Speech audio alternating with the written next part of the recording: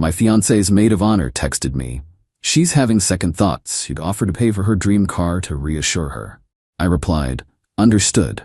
Then I canceled the wedding venue, citing extortion as the reason. The non-refundable deposit was all in her name. I, 32 male, was sitting at my desk last Monday finalizing some wedding details when I got a text from Bethany. She's my fiancée, Rachel's, 29, maid of honor, and supposedly best friend since middle school. Hey Jason, need to talk to you about something important. Rachel doesn't know I'm reaching out. My first thought was maybe she needed help planning the bachelorette party or something. We were 8 weeks out from the wedding. What's up? Look, I care about you both, so I'm just gonna be straight with you. Rachel's been having second thoughts. She's stressed about the wedding and honestly questioning if you're the right guy for her future. My stomach dropped. Rachel and I had been together 4 years, engaged for 1. Everything seemed fine. We'd literally gone cake tasting 2 days ago. Second thoughts about what exactly? She feels like you're not really committed to building the life she wants. Like, she mentioned you still drive that old Camry and live in a basic apartment. She needs to know you can provide the lifestyle she deserves. I stared at my phone. My 2018 Camry runs perfectly. My apartment is nice, 2 bedrooms, good area, $2,100 a month. I make $78 as a project manager. Not rich, but comfortable. What are you suggesting, Bethany? If you really love her, you should show it. She's always wanted a Mercedes C-Class. If you offered to buy her one as a pre-wedding gift, it would prove you're serious about giving her the life she wants. Otherwise, IDK if this wedding is happening. Let me be clear here. The wedding venue deposit? $8,500. Rachel insisted on this specific place, said she'd handle the deposit since her parents gave her money specifically for it. Catering deposit? Another $3,200, also in her name because she wanted to use her credit card for the points. Photographer, DJ, florist, probably another $4K in deposits. All in her name because she wanted to build her credit. So you're telling me if I don't buy her a $45,000 car, she's calling off the wedding? I'm trying to help you here, Jason. She's my best friend and I know what she needs. This would show her you're willing to invest in your future together. Understood. So you'll do it? I understand the situation perfectly. Then I hung up. Sat there for about 5 minutes, just processing. Then I called the venue. Hi, this is Jason Mitchell. I'm calling about the Mitchell-Coleman wedding scheduled for September 15th. Oh yes, how can I help you? I need to cancel the reservation. Oh no, is everything okay? Just so you know, the deposit is non-refundable at this point. I understand. The primary account holder will need to handle any deposit issues. Please list the cancellation reason as financial extortion concerns. Excuse me? That's the reason for cancellation. Financial extortion concerns. The bride can contact you directly about the deposit. Then I called the catering company. Same conversation. Then the photographer, the DJ, the florist, every single vendor. Cancellation reason, financial extortion concerns. Took me about an hour to cancel everything. Then I texted my groomsmen in our group chat. Wedding's off, we'll explain later. Please don't reach out to Rachel yet. My best man Derek replied immediately. You good, bro? I'm perfect. Details tomorrow. Then I sat back and waited. Update 1. It took exactly 3 hours and 16 minutes for my phone to explode. First was Rachel, 42 missed calls. Then the text started. What did you do? The venue just called saying you canceled? Jason, answer your phone. They're saying I owe the full deposit. What is financial extortion? If this is about Bethany, I can explain. That last one was interesting. So she knew about Bethany's text. Then Bethany started calling. I declined every call, but she kept texting. I was trying to help you. You completely misunderstood. Rachel is devastated. You're ruining everything over a miscommunication. My personal favorite, a real man would have just bought the car instead of throwing a tantrum. Rachel's mom, Patricia, called next. I actually answered that one. Jason? What is going on? Rachel is hysterical. Hi, Patricia. Rachel apparently has been having second thoughts about the wedding unless I buy her a Mercedes. I was informed this was required to prove my commitment. I've decided to cancel the wedding instead. That's not... Bethany told you that? Yes, said Rachel needed to know I could provide the lifestyle she deserves. Long pause. That little witch. Let me call you back. 20 minutes later, Patricia called again. Jason, I've spoken to Rachel. Bethany apparently took it upon herself to interpret some comments Rachel made. Rachel never asked for a car. What comments did Rachel make? Another pause. She may have mentioned to her friends that she wished you were more ambitious and that she hoped marriage would motivate you to upgrade your lifestyle. So she does think I'm not good enough as I am? That's not. Jason, all brides get nervous before weddings. Patricia, with respect, being nervous is different from discussing with friends that I need to be financially motivated to be worthy of marriage. The wedding is canceled. But the deposits, it's over $15,000. That's Rachel's concern. She wanted them all in her name. After I hung up, I texted Rachel once. Your maid of honor informed me that you need a Mercedes to be sure about our marriage. That tells me everything I need to know. The apartment lease ends in 2 months. Please arrange to move your belongings. Then I turned off my phone and went to Derek's place. Update 2. Stayed at Derek's for 2 nights to let things cool down. When I got back to the apartment Wednesday evening, Rachel was there with reinforcements. Bethany, her sister Amy, and her mom. The second I walked in, Rachel started crying. Not pretty tears, full dramatic sobbing. How could you do this to me? Everyone knows. The humiliation. You humiliated me first when you discussed with your friends that I wasn't good enough. I said calmly. Bethany jumped in. She never said that. You're twisting everything. You literally texted me saying she needed a Mercedes to be sure about marriage. I was being dramatic. Girls talk. You don't understand female friendships. Amy piled on. Jason, you're being ridiculous. Do you know how much money she's losing? The venue won't refund anything. Then maybe she should have thought about that before deciding I needed to be financially extorted to be worthy of marriage. Patricia tried the reasonable approach. Jason, please, let's just reschedule everything. This is a misunderstanding. It's not a misunderstanding. Rachel thinks I need to buy expensive cars and upgrade my lifestyle to be marriage material. I think I'm fine as I am. We're incompatible. Rachel finally stopped crying long enough to speak. I never asked for a car. I just said it would be nice if you were more ambitious. What does that mean, Rachel? More ambitious? She hesitated.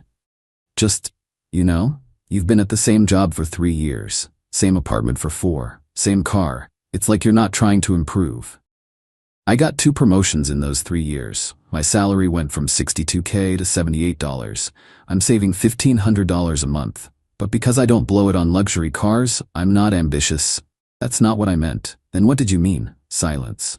Bethany tried again. Look, just buy the car and fix this. Be a man. I laughed. Actually laughed. A man? A real man doesn't need to buy someone's love. She's not asking you to buy her love, Amy screeched. Just show you care. I was marrying her. That's how I was showing I cared. Then Rachel dropped the bomb. If you don't fix this, I'm suing you for the deposits. My lawyer says since you canceled everything, you're liable. Your lawyer? You've already contacted a lawyer? My cousin Brad. He says I have a case. Good luck with that. I have Bethany's texts explicitly stating I needed to buy you a car or the wedding was off. That's extortion. Hence why I listed it as the cancellation reason with every vendor. Everyone went quiet. You told everyone it was extortion? Rachel whispered. That's what it was. The next morning I woke up to find my car keyed. Deep scratch down the entire driver's side. No cameras in our parking area, so no proof, but I knew. Then the social media campaign started. Rachel posted this long thing about how some men can't handle strong women with standards, and how she dodged a bullet with a manipulative narcissist who twisted her words. Her friends piled on. Comments about toxic masculinity and financial abuse and how I trapped her with deposits then abandoned her. I posted once, just screenshots of Bethany's texts, every single one, including the one where she said, if you really loved her, you'd buy the Mercedes. And the one saying, she's been having second thoughts unless you prove you can provide the lifestyle she deserves.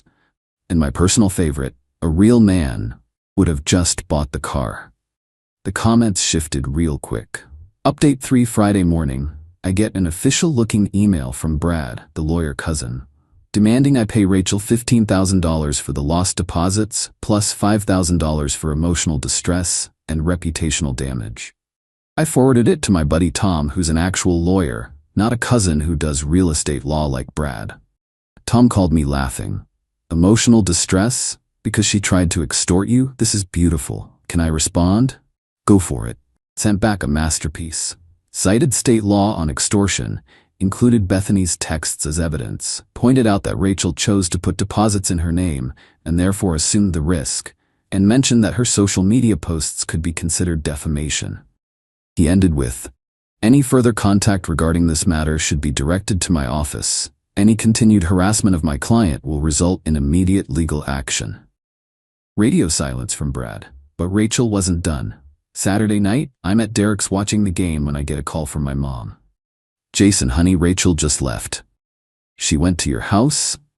"She was crying, saying you ruined her life over a misunderstanding. She said she loves you and just wanted to know you were serious about your future together." "Mom, she wanted me to buy her a Mercedes to prove my worth. She said that was Bethany's idea, not hers. But she didn't shut it down, did she? She knew Bethany was texting me. She admitted it." My mom sighed. "Your father and I have been married 35 years. You know what car I drove when we got married? A beat-up Honda with 150,000 miles, because we were building a life together." "Exactly. I told her that. She said times are different now." "What did you say?" "I said love isn't different." Then I asked her to leave. Sunday, Rachel's dad Frank called me. Frank's always been a straight shooter. "Jason, I'm not calling to change your mind. I just want to understand what happened." I sent him the screenshots of Bethany's texts. He called back an hour later. "Jesus Christ, she really said that?" "Yeah. And Rachel knew? She admitted it when confronted." "I'm pulling my contribution to the wedding. All of it. That money was for my daughter to marry a good man, not to shake him down for a luxury car." "I appreciate that, Frank. You know I always liked you, Jason. You remind me of myself at your age. Work hard, save money, don't flash it around. That's how you build wealth. Thanks." Rachel? She got caught up in all that Instagram nonsense, comparing herself to her friends. Madison got a Tesla from her husband. Chloe got a Lexus. She felt left behind. So this was never about me. It was about keeping up with her friends. I'm afraid so. Monday morning, I get to work and there's HR waiting for me. "Jason, we've received some concerning messages about you through our company Facebook page." My stomach dropped. She showed me her screen. Someone had messaged my company claiming I was financially abusive and manipulative, and warned them about having someone like me in a management position. "This is clearly personal," HR said, "but we need to document it." "Do you know who might have sent this?" "My ex-fiancée or her friends. I called off our wedding last week." I showed her the text from Bethany. HR's eyes widened. "She tried to extort you for a car?" "Basically. We'll be keeping this on file in case there's any escalation, and we'll be responding that this appears to be a personal matter unrelated to your employment." That afternoon, Bethany showed up at my apartment. "We need to talk." "No, we don't. I'm trying to fix this." "You already did enough. Look, just buy her something. Not a Mercedes.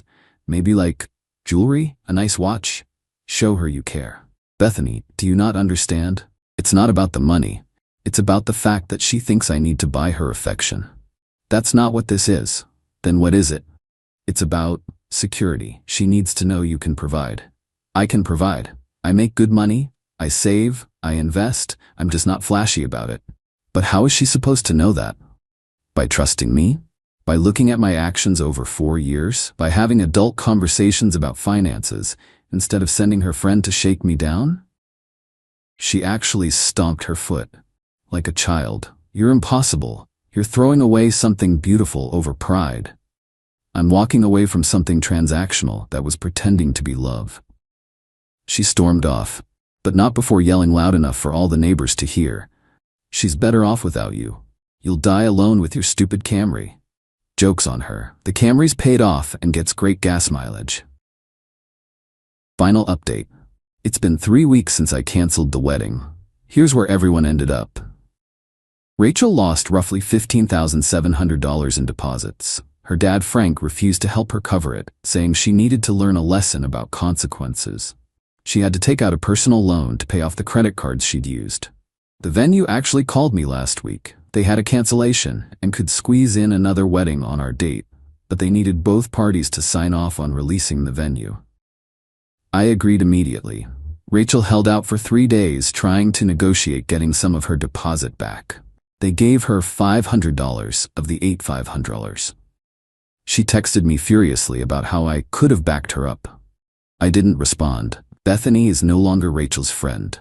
Turns out, when the friend group saw the texts she sent me, they realized she'd been stirring up drama for years.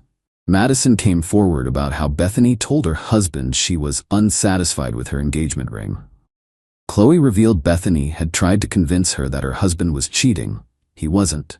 The whole group cut her off. Brad, the cousin lawyer, got in trouble with his actual firm for sending legal threats outside his area of practice. Turns out his boss saw the email. Tom made sure of that and was not happy about Brad using the firm letterhead for family drama. Rachel tried one last manipulation. She showed up at my apartment 2 days ago with a box of my stuff I didn't even want back, old t-shirts, a coffee mug. She was dressed up, full makeup, perfume I'd bought her for her birthday. I just wanted to return your things. Thanks, you can leave them there. Jason, can we talk? Really talk? About what? I messed up. I let Bethany get in my head. I let Instagram and comparing myself to others ruin what we had. Okay, I love you, not your money, not a car, you. If that were true, you would have shut Bethany down the second she suggested I needed to buy you a Mercedes. I was confused. Wedding planning is stressful.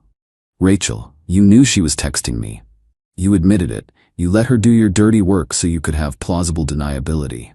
That's not true.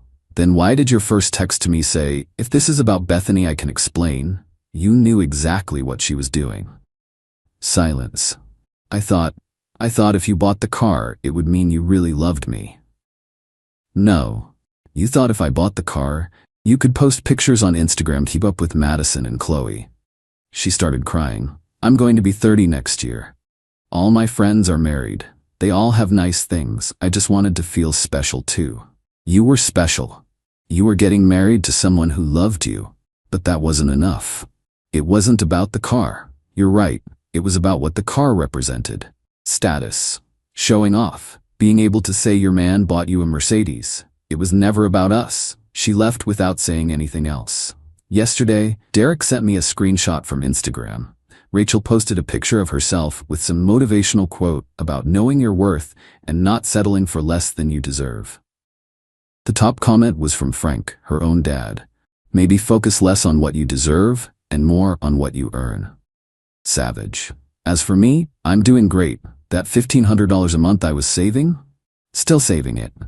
Actually, more now since I'm not spending money on wedding stuff. Tom and I are looking at investment properties. Turns out having good credit and actual savings makes that possible. Who knew? Got a text from a number I didn't recognize last night. Hi Jason, this is Madison. I wanted to apologize for believing Rachel's side without hearing yours. Also, my sister Brooke is single and thinks what you did was badass. Can I give her your number? I said yes. We're getting coffee on Saturday. She drives a 2015 Civic and thinks expensive cars are a waste of money that could go toward traveling. Might be worth exploring. The best revenge? Living well. And I'm living well within my means, exactly as I always have. No Mercedes required. Edit, since everyone's asking, yes, Brooke and I had coffee. It went well. She literally showed up with a spreadsheet of her 5-year financial plan, including savings goals and investment strategies. I think I'm in love. Also, Rachel apparently saw us together, small world, and had a complete meltdown in the middle of Target. Security was called. Bethany texted me asking if I was dating Brooke to get back at Rachel. I didn't respond, but Brooke did. No, he's dating me because I don't need a luxury car to know my worth. Mic drop.